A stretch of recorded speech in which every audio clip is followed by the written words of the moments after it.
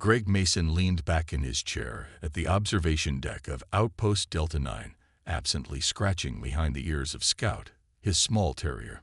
The dog's tail thumped happily against the metal floor as Greg stared out at the endless expanse of stars.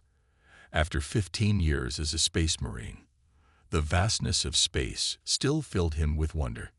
"Commander Mason, to the bridge," came the sudden announcement over the station's comm system. "Unidentified vessel approaching. This is not a drill." Greg sighed. "Come on, Scout. Duty calls." The little dog jumped to his feet, following closely at Greg's heels as they hurried through the corridors of the station. Scout wasn't officially allowed on the bridge, but everyone had long since given up trying to separate the veteran Marine from his loyal companion.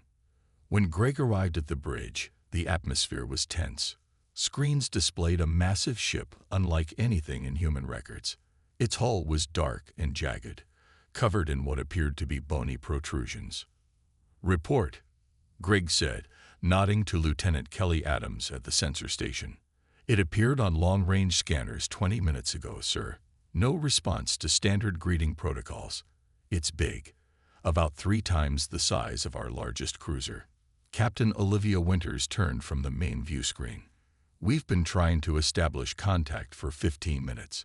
Nothing until 2 minutes ago, when they demanded to speak with our military commander."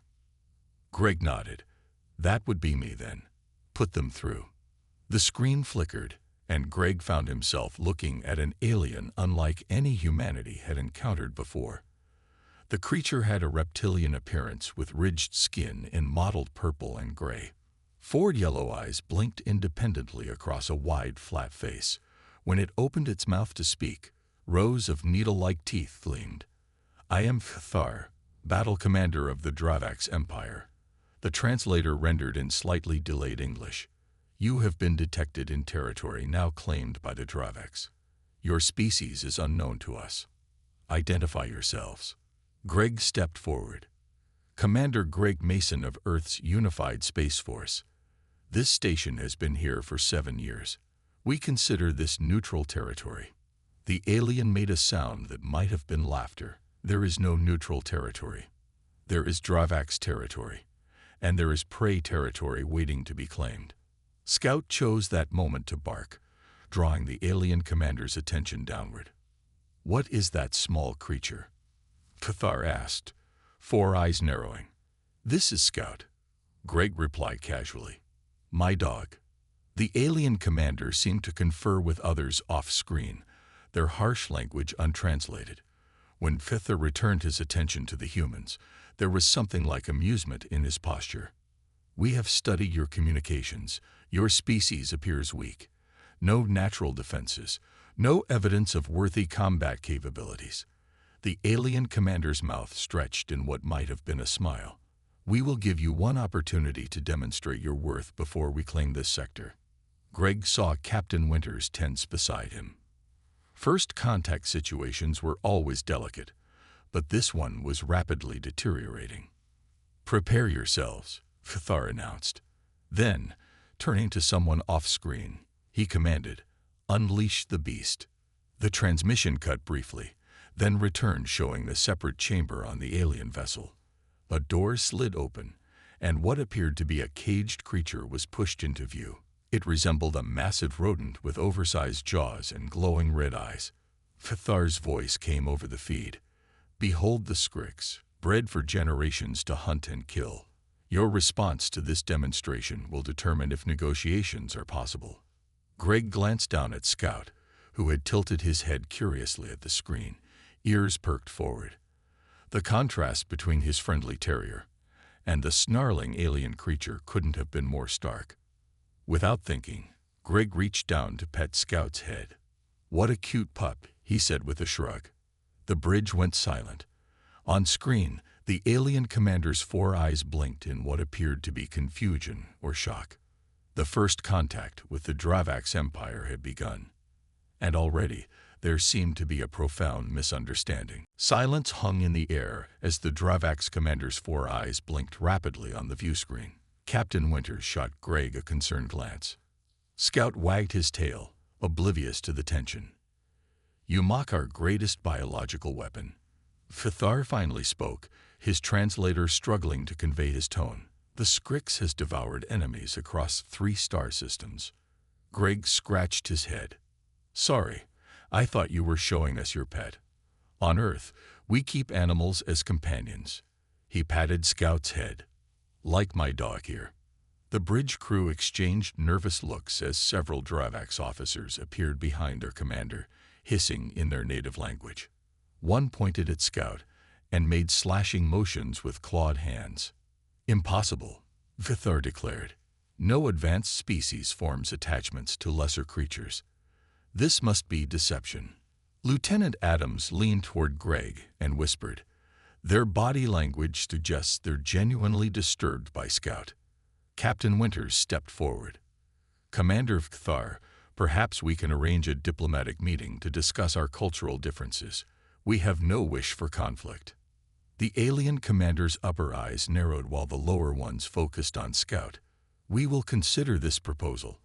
But be warned, the Dravax Empire does not tolerate weakness. We will return in 12 of your hours for your answer. The transmission cut abruptly. Well, that went well, Greg muttered. Scout whined softly and pressed against his leg. Captain Winters sighed. Mason, I need you to report to Briefing Room 3. Bring all available information on canine domestication. Something about Scout really got under their scales. Later, as Greg sat alone in his quarters, memories flooded back. 5 years ago, he'd been a broken man, suffering from combat trauma after the Centauri conflict. The military psychologist had suggested an emotional support animal. Greg had resisted at first, thinking it would make him look weak. Then came Scout, a small, scruffy terrier from the rescue center. Something about the dog's resilient spirit connected with Greg. Each night when nightmares struck, Scout would nuzzle him awake, staying close until the terror subsided. His door chimed, interrupting his thoughts. Enter, Greg called. Lieutenant Adams walked in carrying a datapad. Sir, I've been analyzing the Dravax communications, she said. Their language contains over 50 words for predator, but none that translate as pet or companion. Their society appears entirely built around dominance hierarchies. Greg nodded as Scout jumped onto his lap. They can't understand why we'd share our lives with a species we don't eat or fear. Exactly. And there's more, Adams continued. I've been studying their physical reactions. When they saw Scout, their pupils dilated and their breathing increased. I think they're afraid of small, quick animals. Afraid. Of Scout. Greg looked down at his terrier, who was now snoring softly. Their evolutionary history might include threats from smaller predators, like how some humans still fear snakes or spiders instinctively. Meanwhile, aboard the Dravax vessel, a heated debate raged among the command staff. The humans keep predators as allies. Young Officer Skurin argued. This confirms they are more dangerous than we thought. We should strike immediately. Elder Council member Mithrak raised a clawed hand. Patience. In 900 cycles, I have never seen a species that controls smaller hunters. This requires study. Fithar paced the command deck. The human showed no fear of our Scrix. Either they are fools or possess strength we do not understand. The small creature they called dog showed teeth without attacking, another officer noted. Perhaps it awaits a kill command. Mithrak's eyes blinked thoughtfully. Or perhaps we face something unprecedented, a prey species that has evolved to command predators. Fithar's decision would shape the first contact between humans and the Dravax Empire. He stared at the image of Greg and Scout frozen on the view screen. Prepare a strike force, he finally ordered. We will test their defenses and learn if these humans truly command beasts or merely pretend to strength they do not possess. Warning klaxons would soon blare through Outpost Delta 9. The blaring of alarms jolted Greg from a light sleep. Scout was already alert, ears perked and body tense. All personnel to battle stations. Dravax vessels approaching with weapons hot. Captain Winters' voice echoed through the outpost's communication system. Greg pulled on his uniform and grabbed his tactical gear. "Come on, Scout. Looks like diplomacy failed." Racing through corridors filled with rushing crew members, Greg made it to the command center just as the first impacts rocked the station. "Status report," he called out, steadying himself against a console. "3 Dravax attack ships," responded Lieutenant Adams. "They're targeting our communications array and defense systems. Precision strikes, not an all-out assault." Captain Winters turned from the main display. "They're testing us, Mason, probing our defenses without committing to full invasion." Another blast shook the station. Scout barked once but stayed firmly at Greg's side, displaying the discipline of his training. "Our shields are holding at 60%, reported Chief Engineer Pottle. "But they're using some kind of energy weapon we haven't seen before. Each hit degrades our defenses more than it should." Greg studied the tactical display. "They're smart, targeting our weakest points with minimal force to assess our response." He looked at Captain Winters. "Permission to lead a counteroffensive?" She nodded. "Take Beta Squad. Keep it defensive, but show them we're not easy prey." As Greg prepared to leave, Alicia Rodriguez, the station's xenobiologist, rushed in. "Commander, wait. I've been analyzing the biological data we gathered from our brief communication with the Dravax." "Make it quick, Doctor. We're under attack." Rodriguez pulled up a file on the nearest display. "Their neurology shows an exaggerated fear response to small, fast-moving creatures. Evolutionary trauma, likely from predators on their home world. That's why they reacted so strongly to Scout." Greg glanced down at his dog, mind racing with possibilities. "Are you saying Scout scares them more than our weapons?" "Essentially, yes. Their brain scans went haywire when they saw him. It's like showing the human a room full of spiders. Primal terror." A slow smile spread across Greg's face. "Captain, I need to modify my counteroffensive plan." 20 minutes later, Greg led Beta Squad toward the station's outer docking bay.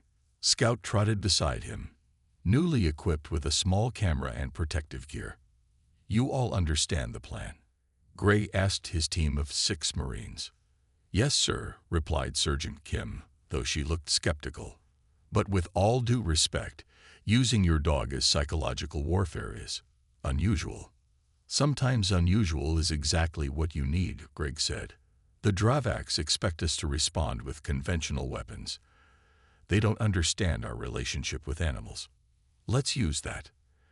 As they reached the airlock, Fleet Commander Bennett's voice came through their comms.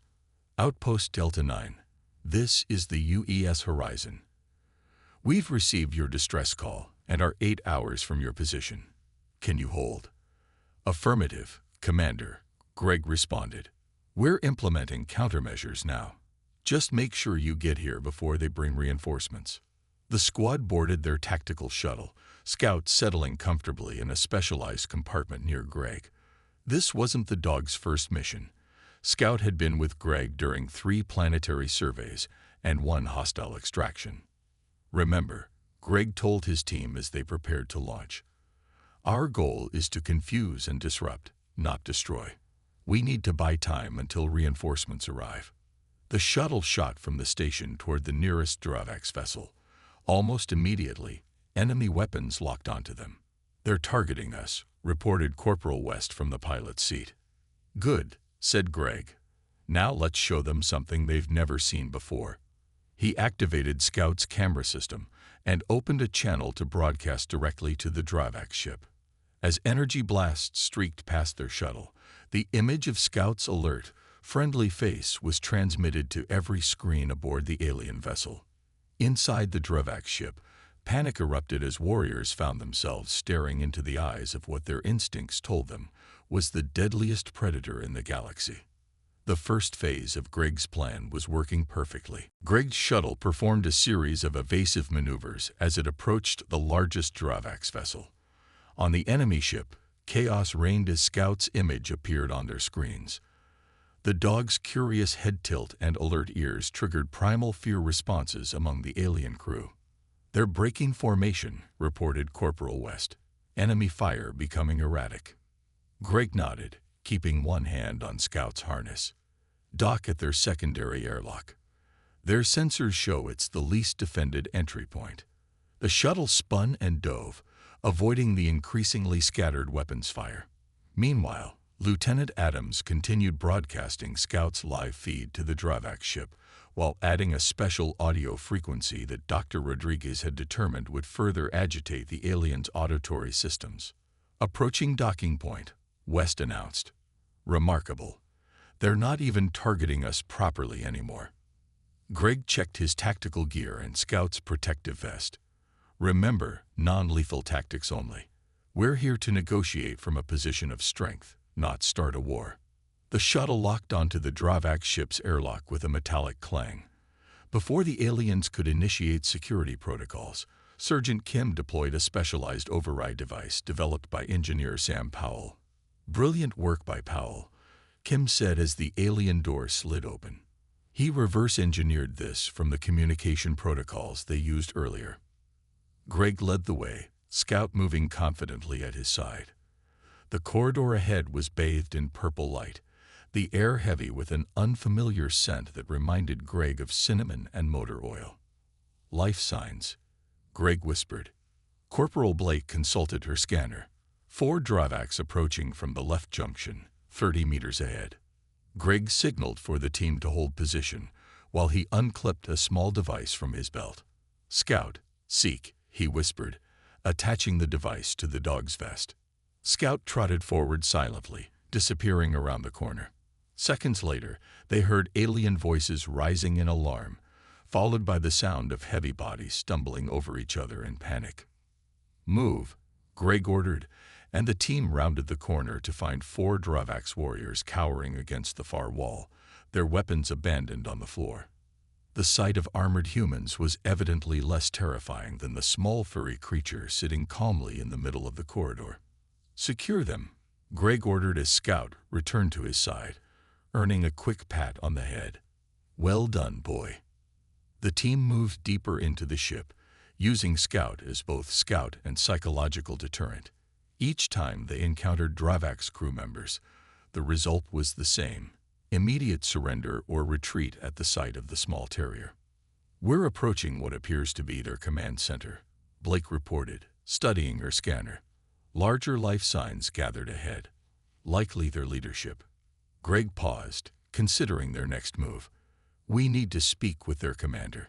This ship is 3 times the size of our station. We can't capture it, but we can force negotiations. As they approached the command center, a heavy security door blocked their path. Powell's device won't work on this, Kim said after examining the door. Different security protocol. Greg knelt beside Scout. Time for your special trick, he said quietly, removing a small device from his pocket. It was one of Powell's more experimental creations, a miniature drone disguised as a toy mouse. Scout took the mouse gently in his mouth. Greg pointed to a small ventilation duct near the floor. In. The well-trained dog squeezed through the opening while the team waited. Inside the command center, Scout released the mechanical mouse, which immediately began scanning and transmitting data back to Greg's team. 30 seconds later, the security door slid open, revealing a startled group of Dravak's officers and their commander, Fathar, whose 4 eyes widened in alarm at the sight of Scout sitting obediently at Greg's feet. Your biological weapon is impressive, Greg said calmly. Now shall we discuss terms before our fleet arrives? The Dravak's commander's scales seemed to pale as Scout wagged his tail. Fathar stood rigidly in the command center, all 4 eyes fixed on Scout. The dog sat calmly beside Greg, occasionally sniffing the air with interest. You have violated our vessel, the Dravak's commander hissed, mandibles clicking. This act of war will not go unpunished. Greg remained perfectly still. You fired on our station first. We're merely responding. He gestured toward Scout. I notice you're very interested in my companion. Several Dravak's officers had backed against the far wall of the command center, their clawed hands hovering near weapons they seemed afraid to draw. Your use of this predator species is unexpected, Fathar admitted. Our records show no other civilization that commands hunter animals. At that moment, Dr. Lisa Grant's voice came through Greg's comm unit. Commander Mason, I've completed my analysis of the Dravak's biological data. Their species evolved on a world dominated by small, pack-hunting predators. Their ancestors were tree-dwelling herbivores that grew larger over time, but never lost their instinctive fear of small hunters. Greg nodded slightly, gaining new understanding of the aliens' reactions. Scout had wandered a few steps toward a control panel, causing nearby Dravaks to flinch visibly. On Earth, Greg explained to Cathar, humans have lived alongside animals for thousands of years.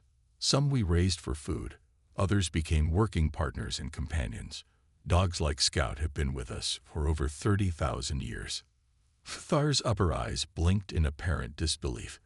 Your kind willingly shares territory with natural enemies. Not enemies, Greg corrected. Partners. Scout's ancestors helped humans hunt, protected our homes, and eventually became family. We changed together over time. Scout had become interested in something beneath a console. As he pawed at the floor panel, it suddenly slid open, revealing a small creature that resembled a six-legged rat with luminous green fur. Scout barked once in surprise. The reaction was immediate. Every Dravaks in the room flattened themselves against walls or dove for cover. The small alien creature squeaked in terror and darted across the floor. The Skrix has escaped. One officer screamed. The containment was breached. Greg watched in fascination as the scene unfolded. That's your feared biological weapon. It looks scared to death. Indeed, the Skrix was trembling beneath another console, making soft chittering sounds. Scout approached it cautiously, more curious than threatening. Do not let them meet, Cathar ordered desperately. The Skrix is our most effective terror weapon against rival species. Too late. Scout had already sniffed the frightened creature, which had frozen in place. After a moment of mutual examination, Scout simply lay down nearby, seemingly unimpressed. I don't think Scout considers it much of a threat, Greg commented dryly. As this strange tableau unfolded, Scout's wanderings had accidentally activated a data terminal. The screen suddenly displayed what appeared to be star charts with military formations. Greg caught glimpses of multiple planned attack vectors, all aimed at human colonies. So you were never interested in peaceful contact, he said, voice hardening. This was reconnaissance for invasion. Cathar made a sharp clicking sound. The Dravak's empire expands by natural right. Your species occupies valuable territories. Before Greg could respond, his comm unit activated. Commander Mason, came Captain Winter's voice. The UES Horizon has arrived ahead of schedule with 2 additional cruisers. Fleet Commander Bennett requests your status. The Dravak's officers chittered nervously, receiving their own updates from elsewhere on the ship. Their reinforcements were still hours away. Greg smiled thinly at Cathar. It seems we have things to discuss. Real negotiations this time, not preparations for war. Scout had returned to Greg's side, sitting attentively, as if understanding the gravity of the moment. Your small predator shows remarkable discipline, Cathar noted, his tone suggesting a grudging respect. Perhaps there are things we might learn from each other after all. Greg stood firmly in the Dravak's command center as the situation changed around him. On the main view screen, 3 human vessels moved into defensive positions around the alien ships. Fleet Commander Natalie Chen's face appeared on a secondary screen. Commander Mason, we have the Dravak's vessels surrounded. Are you secure? Her eyes widened slightly at the sight of Greg standing calmly among the aliens with Scout at his side. We're fine, Commander, Greg replied. In fact, we're in the middle of some productive talks with Commander Cathar. Cathar stepped forward, his scaled skin shifting colors slightly in what Greg had learned was a sign of agitation. Your fleet's arrival changes nothing. The Dravaks do not surrender. No one has asked for surrender, Greg said reasonably. We're suggesting an alternative to conflict. A sudden commotion at the far entrance drew everyone's attention. A group of younger Dravax officers burst into the command center, weapons drawn. Their leader, an aggressive officer Greg had heard called Skurin, pointed accusingly at Cathar. "You negotiate with prey species while our warriors stand ready. This is weakness."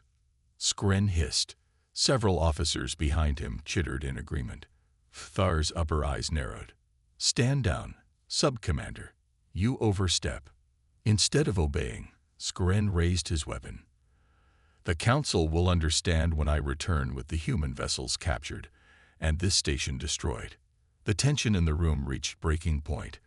Griggs squatted ready their weapons, while the divided Dravax faced each other across the command center.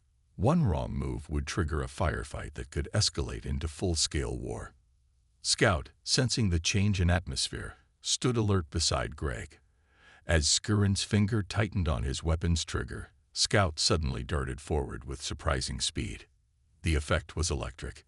Every Dravax in the room flinched, including Skurin, whose shot went wide, blasting a control panel instead of Cathar. In the moment of confusion, Scout didn't attack.